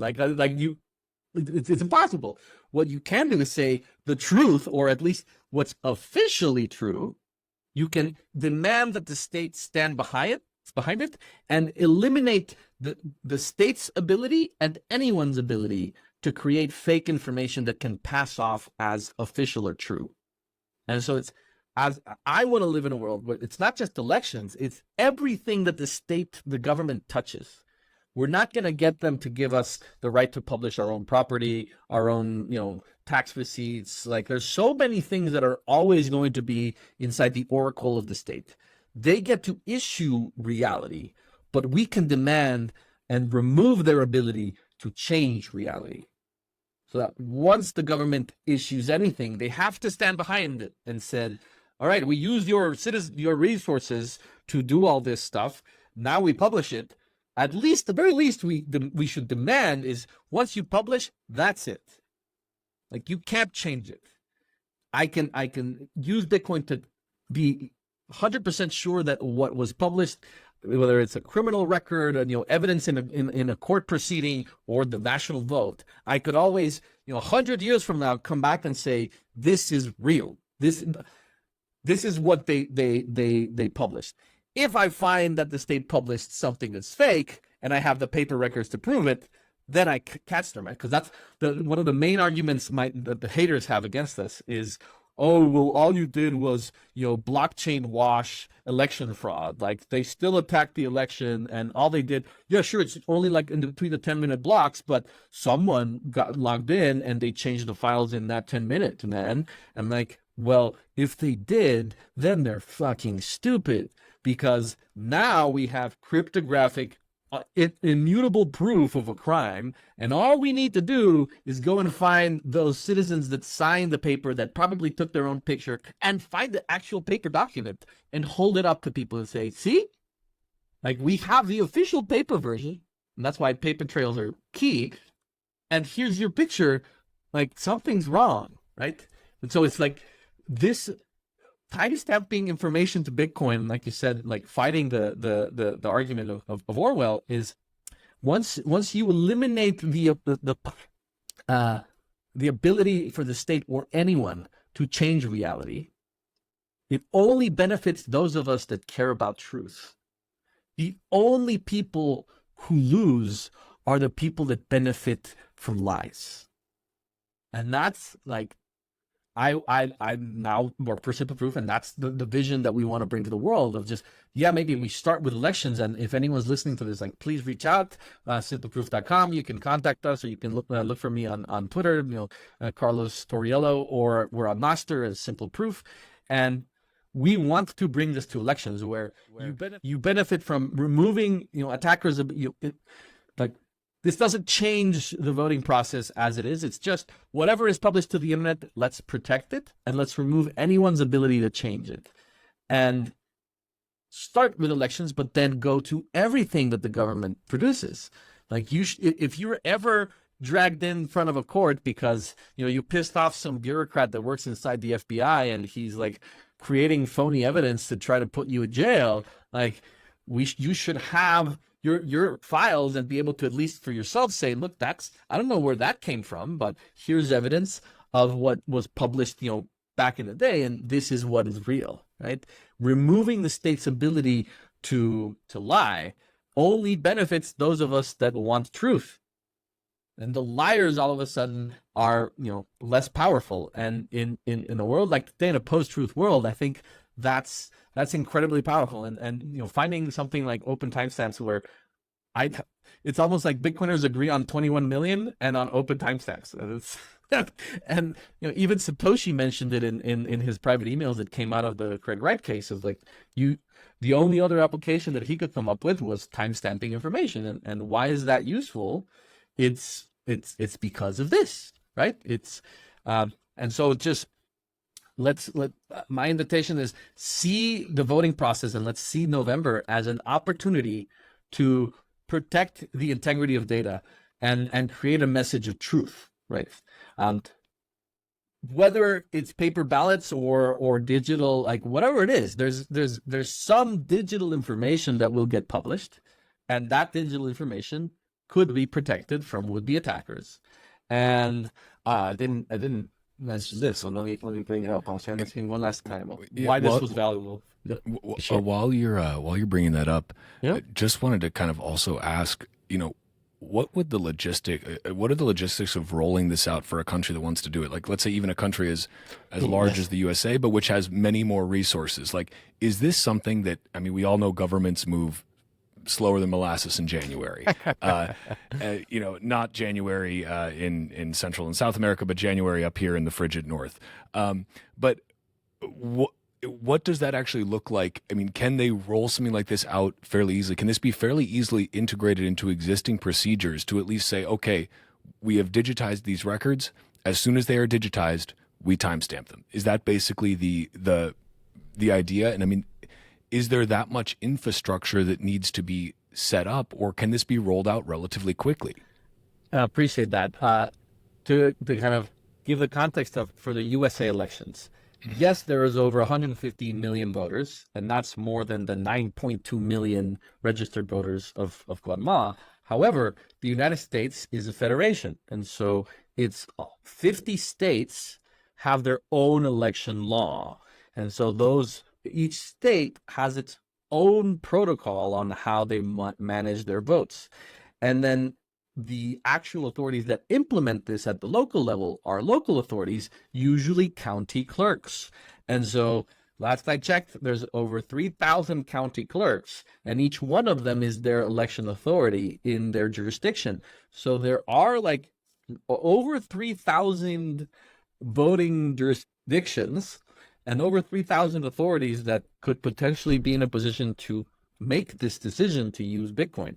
And so even though Guatemala is smaller than the USA, the voting authority oversees 9.2 million votes. And it was one group of people that, overseeing 9.2 million votes, decided to use Bitcoin to protect the voting system.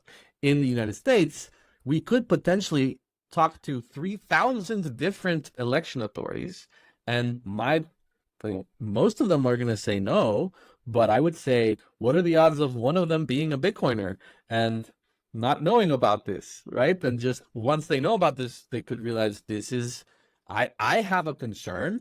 Like, this also potentially keeps them out of jail, which is what I will show. Ideal. Yes. It essentially, for an election authority, this is insurance. Oh, you asked, like, how quickly can we implement this? In the case of Guatemala, Simple Proof was contracted 4 days prior to the election. So we implemented this solution within less than a week. Why? Because this isn't an election solution. This isn't, oh, give me your ballots. No. This is an digital information integrity solution. It's, what are you publishing to the internet? Do you have a backup plan in case everything goes wrong? All your cloud services, all your local servers, where are you hosting them? Do you have a backup? Simple Proof, it can offer you a backup that's not only like a separate place to store everything in case you get attacked and you need to reboot, but it's also timestamped to Bitcoin in a very detailed format, in a massive way, so that you could prove that what you have is reality and that you haven't been attacked, or anything that can go wrong will go wrong. And having a backup of everything timestamped where you can prove what happened will be useful. In the case of Guatemala, so it's the first time we've ever approached an authority. They decided to invest in it as insurance. It's cheap. It's implemented just within the cloud and whatever infrastructure they already have. It's just like taking very disciplined approach at managing your digital records so that you have careful notes of everything that happened. And this was incredibly valuable in the case of Guatemala because it is, like I said, they were, the election results were very surprising. And so what you're looking at your screen now is the Election Crimes Unit of Guatemala's argument of why there was election tampering. And so because the election results were so surprising in Guatemala, the justice system was weaponized against the election authorities, and they have been accused of election fraud by the Election Crimes Unit of the Guatemalan justice system. And their main smoking gun argument is that this curve goes from 0 to 40 more or less on the x-axis, and it represents the hours on election day. And so on the y-axis, it's the number of documents of the JPEG. And so in gray, it's how many documents were produced. But what they used is the metadata field of the timestamp inside the JPEGs.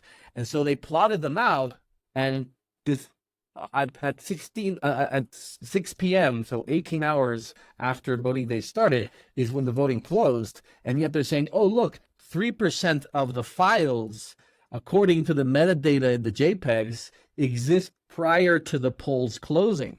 So this is smoking gun evidence that there were files that were, manufactured prior to the polls closing, and we saw it in the metadata of the JPEGs. This is the smoking gun. When they finally came out with this in December, this was very concerning. It's like, well, that looks like a smoking gun. Like, there's no way a JPEG should exist prior to 6 p.m. And so obviously what we did was go take a look at what Simple Proof timestamps say on Bitcoin.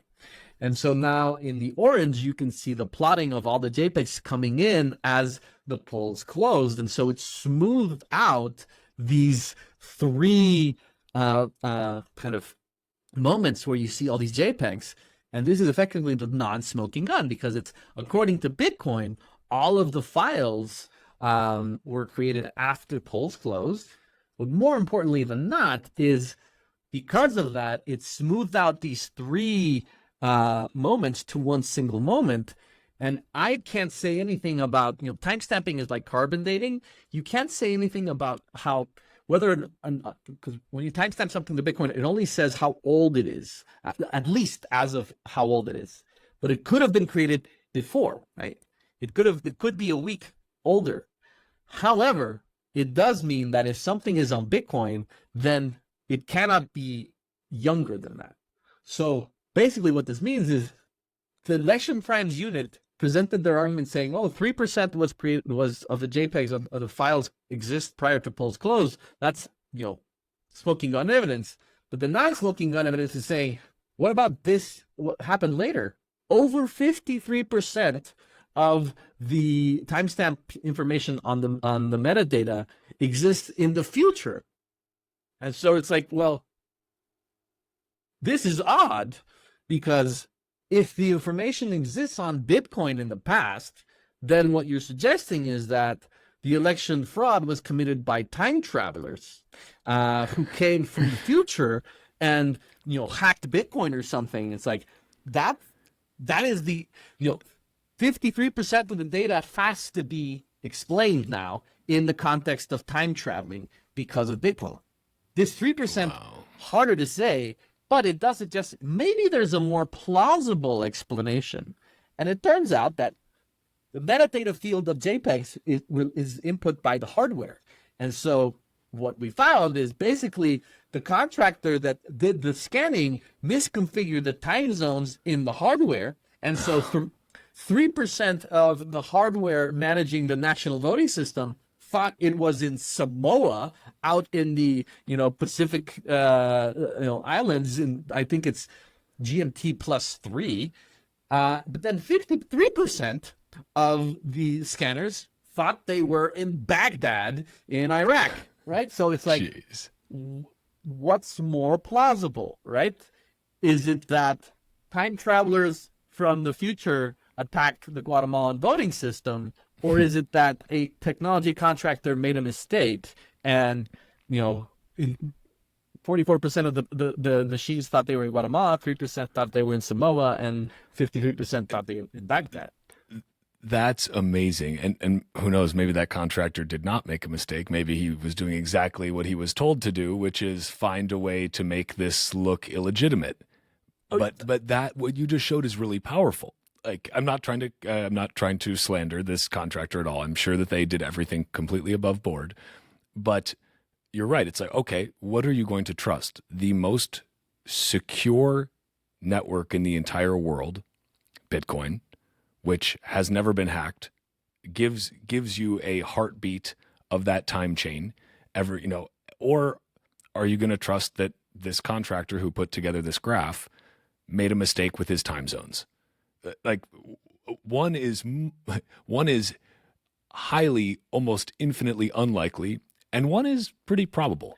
And you could go and grab the machines and check them yourself too. So right. It's provable beyond just Bitcoin. But yeah. So in this case, then that is not only, I think, and I'm really glad that you were able to kind of share this story here today. And I hope that for anyone listening to this, and if we have any elected officials or county clerks that for some reason listen to this podcast, reach out to you, because I think that that's the beauty of America too, is that we are not homogenous in the way that we do things.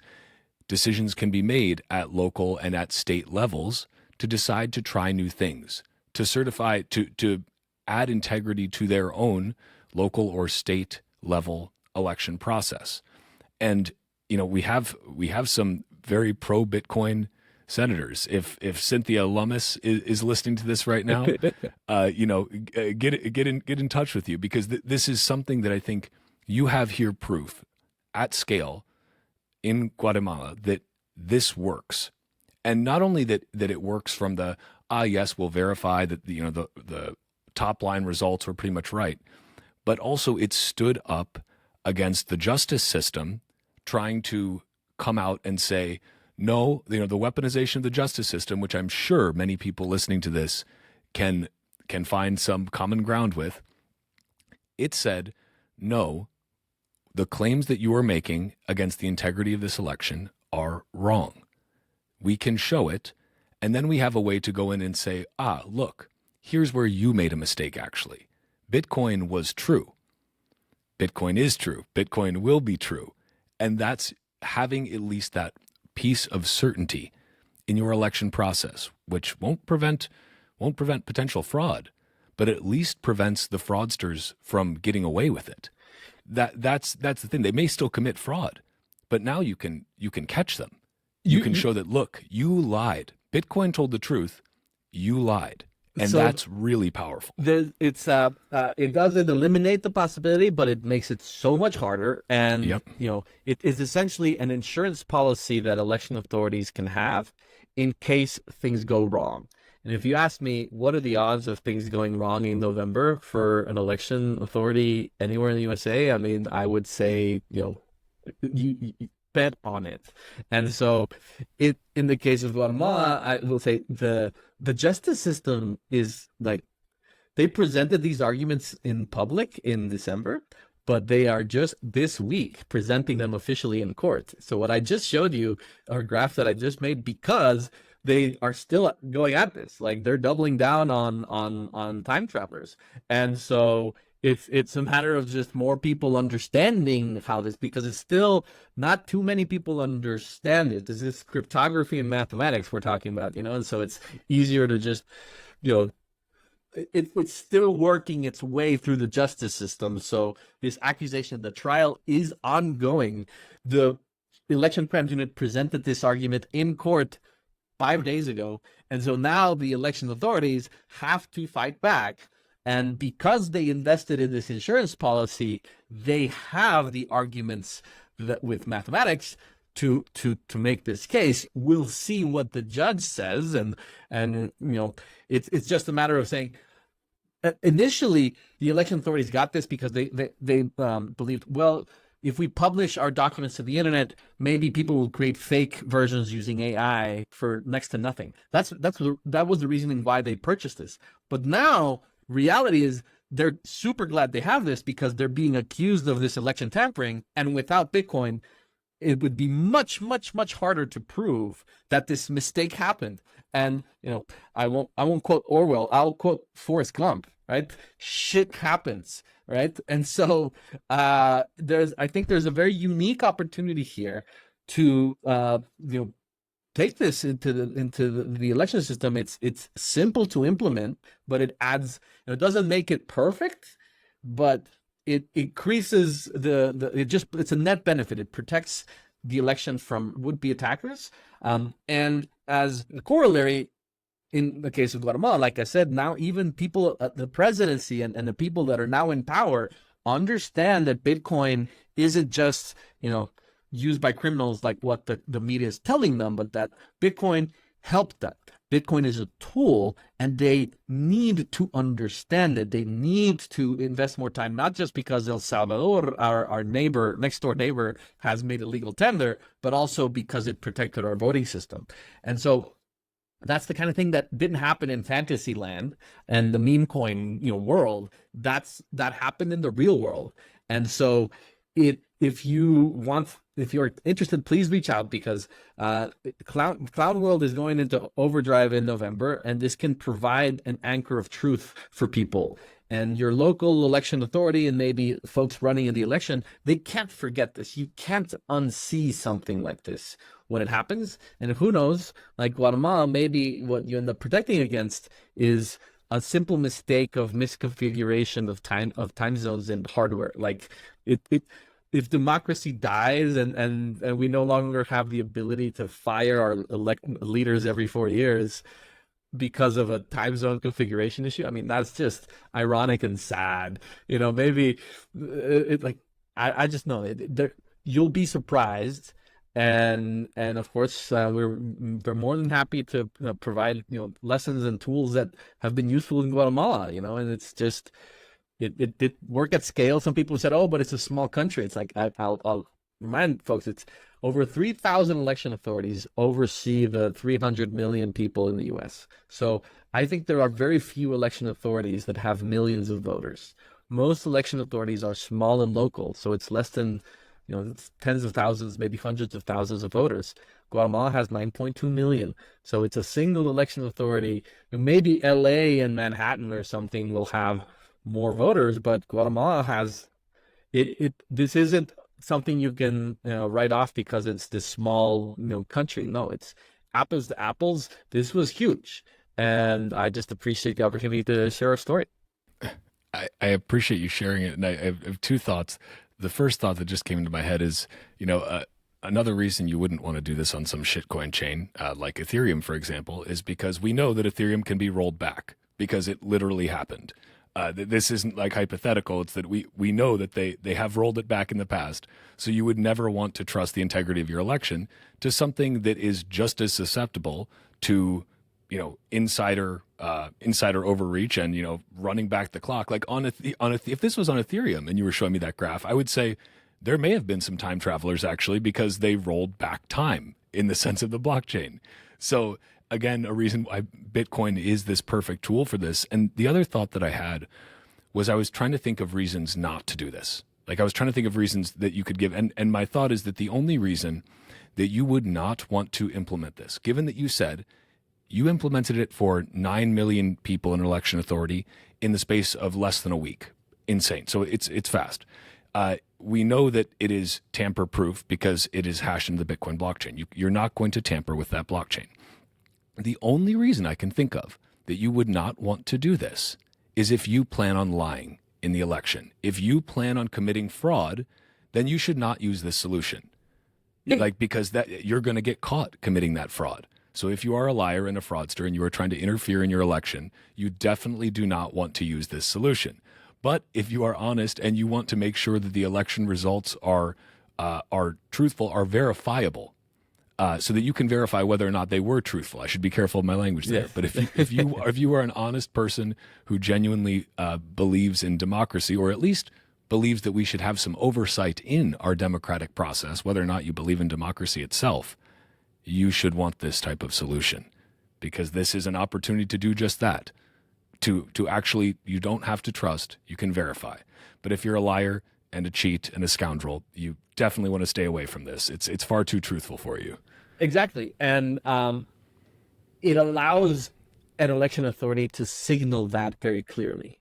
As an election auditor, when I saw that they had this, I was like, oh my God, like, I don't have to worry about the JPEGs changing. Like, I still have concerns and worries. Like, it doesn't eliminate that, but being able to stand on firm ground and say, we can at least agree on what's real, on a common truth. I'm not saying that these JPEGs are definitely true, but at least we can work with something that isn't malleable, right? And so that's why it becomes this anchor of truth in a sea of lies. So not only does it only benefit those that seek truth, it also signals that in a very powerful and meaningful way, where I would hope that over time, it becomes impossible not to do this, because if this becomes standard operating procedure, those that don't do something like this, you have to ask. Your only benefit, like, this is not cost prohibitive. This is not this doesn't change any, election law procedure. Like, this can be done without touching any law or anything, and it can be done quickly. Sure, maybe some folks will find some altcoin network that they decide to use as their blockchain. And when people ask us, like, why do you use Bitcoin? It's like, well, it's the most decentralized, longest running, safest, highest hash power computer network. So doing anything else is suboptimal. Oh, and because of how efficient open timestamps is, it's also essentially the cheapest way to do this, because maybe an altcoin would say, oh, let's issue an NFT and like have specific transactions, but then it's like you're paying gas fees on every single one of these. Like, that doesn't make any sense. Like, this is just extraordinarily efficient. All we want is truth. So there's no good reason against this, and I'm truly hopeful and optimistic and just have faith that, as more Bitcoiners hear about this and elections are coming in, someone is going to be able to talk to the right person and say, look, you want to send a positive message to your voters to say you can trust that what we have is real, right? Like, we won't change it, and it's an insurance policy against someone if someone messes up and like shit happens. This could cover your ass, So why take the risk? It almost like it's too risky not to do this, and so just happy to share. We created a short 15-minute documentary called Immutable Democracy. It's kind of like part one of an ongoing saga, right? Like I said, the election authorities are in court right now. They had to post bail. The election authorities fled the country for 4 months because they didn't believe that they had guarantees to stay. And so they finally came back in February. And so the saga continues, but chapter one is what happened last year, and it tells a story. It's Immutable Democracy. You can find it for free on YouTube, or go to film.simpleproof.com. We'd love to know what you think. I'll let you know that I really enjoyed it. Watched it prior to this. It was really excellent. And again, maybe just for everyone, I'll link this in the show notes. I'll link Simple Proof and open timestamps. You as well. Is there anywhere else people should go besides those? Anywhere else you want to send people? If you're a NOSTR, we're on NOSTR, Simple Proof. Awesome.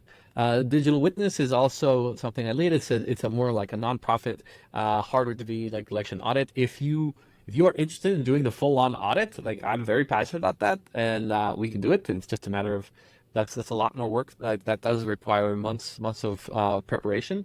The good thing is you can always do kind of postmortems in terms of audits, right? There's a reason why they're called post-election audits. There's as long as we can download all the data and trust that it can't change, then we can take our time with auditing it. If folks want to do a real-time audit of the elections, that's possible to do. So you can go look for us at digitalwitness.io or a NOSTR. But it's just, I'm on Twitter, Carlos Toriello, Carliño. And don't abandon your neighbors. Like, if you're a Bitcoiner and you've given up on democracy, like, don't abandon your neighbors. November's gonna come. You can be that guy that protected your community, that gave them that shield, and they won't forget it. And your local authority, your elected official, your crazy uncle who thinks you're a scammer, like, you'll finally be able to talk to them about something in the real world, right? There's a reason why people have such misgivings about money. I think it's like, if you show up to someone and tell them, do this with your money, they should have resistance against that. Like, it's understandable why people would be wary of sound money arguments. But truth and just democracy and elections, like, that's a separate thing, right? And it's mathematics, it's cryptography. It provides a different touch point. So just happy to share. Sorry, I blabbed on so much, but no, I always tell people this is a free space to rant and go on tangents. And I think it was like, this is we've now gone. I just noticed the time we've gone for almost 2 hours here, and I think this is great because this is actually like gives people the entire full picture and lets them dive deep. I'll also put out some little clips of this so that people can tag the ever-loving hell out of their elected representatives. Because again, I think to me, after having this conversation with you and diving deeper into this, the message for me is the only reason not to do this is if you plan on lying. And it's that simple. Don't you want that simple proof? And of course, it's based on open protocols. We have built an industrial scale solution that scales limitlessly, basically on at least one cloud provider, and eventually very soon more. But if you're a hardcore like sovereign individual that just wants to do it on their own, like, you can do this on your own. It's just a lot harder. It's funny. It's like, it's kind of like Bitcoin in that an individual doing this is easy. But for the state, doing this at scale with so many different files, like, depending on the volume of data, can become unwieldy. And we are there to, like, Simple Proof exists to help folks if they come up with if you have interest from your local authority and it's just this hard problem, reach out to us. We're more than happy to help. But the other message is, if you don't trust me, like, don't. But don't stand on the sidelines and get involved. Like, you can polish your coding skills, and you can just go to the GitHub and learn all this and just build it.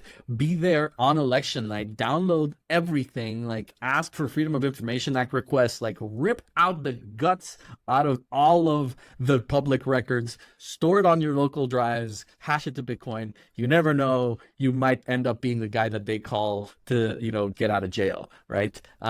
So don't stand on the sidelines. Like, what's happening in November is consequential, and I believe that if we do this right, then as of December, we can credibly say that Bitcoin protects democracy.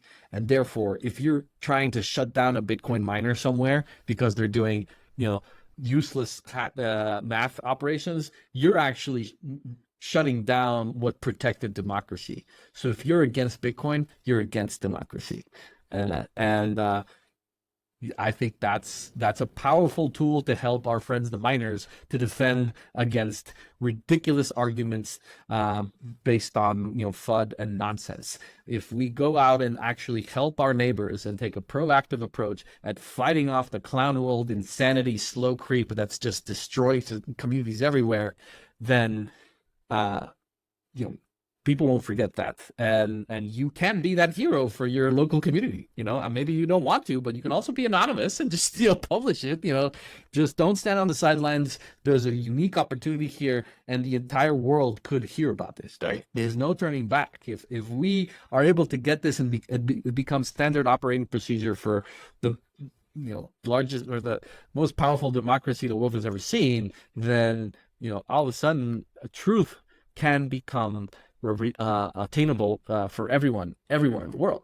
Like this, there's no reason not to do this with everything. Let's timestamp everything to Bitcoin, and then who cares if AI shows up and creates fake stuff? Like, I could care less about your, you know, bogus nonsense. I know what's true, and this just filters the noise so that you can get straight to the signal. I love it, and I think that that's a perfect note to end on. Thank you so much for sharing your time here. This was really fascinating, and I'm going to do whatever I can to poke at as many people as I can. And we've got some well-connected Bitcoiners out there, and we all know that Bitcoiners are quite motivated. So whether or not you think democracy is the ideal system, if it's the system that you're living in right now, you should at least want to make sure that your democracy is not full of shit. Yes. And the best way to do that is with Bitcoin. So, Carliño, thank you Appreciate so much. It, man. This was a blast, and looking forward to seeing you hopefully in person soon. Muchas gracias, Walker. Un abrazo.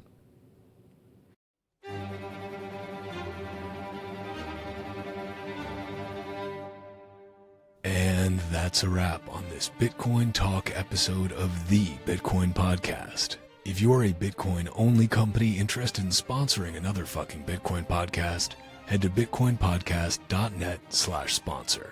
If you're enjoying the Bitcoin Podcast, consider giving a 5-star review wherever you listen, or sharing this show with your network. Or don't. Bitcoin doesn't care. You can find me on NOSTR by going to primal.net/Walker. And if you want to follow the Bitcoin Podcast on Twitter, go to @TitcoinPodcast and @WalkerAmerica. You can also find the video version of this podcast at youtube.com/@WalkerAmerica and @WalkerAmerica on Rumble. Bitcoin is scarce. There will only ever be 21 million, but Bitcoin podcasts are abundant. So thank you for spending your scarce time to listen to another fucking Bitcoin podcast. Until next time, stay free.